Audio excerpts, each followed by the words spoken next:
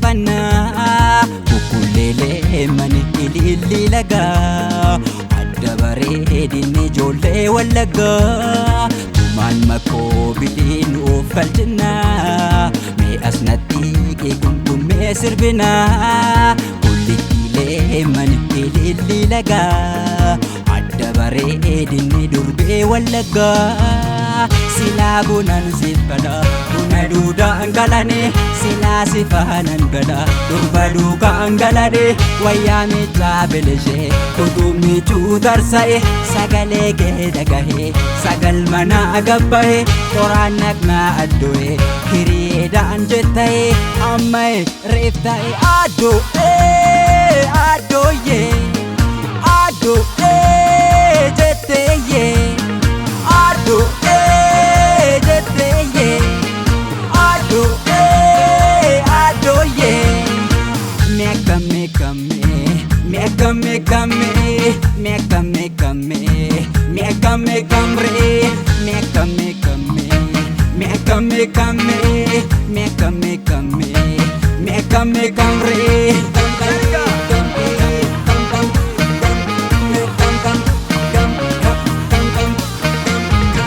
Shole ho ya damai, shole game kamai. Shole ho ya damai, shole game kamai. Shole ho ya damai, shole game kamai. Shole ho ya damai, shole game kamai.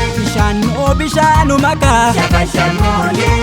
Borta mafta laki sare, Shabashan mole. Jalalu maka, Shabashan mole. Kekumaf naraki sare, Shabashan mole. Siko keran sadulome, Shabashan mole. Ege salafanga humi, Shabashan mole. Wal jalate kamichome, Shabashan mole. Egum satin dandaumi, Shabashan mole.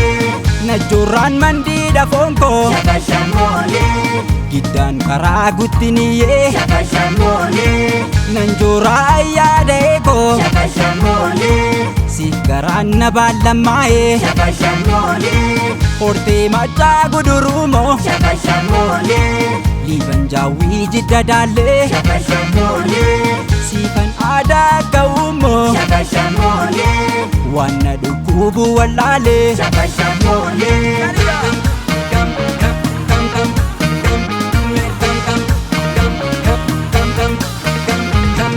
Labani ya labani mana keo so dakani antote soratani amara se dugani chumbof tu kon abani leka gindif kallami gabarri me hammami wal fudan me hillimi torami garami torami jarga chuseko ada jashi barata selkim beku wayo araraji malata yesiko ada da be barata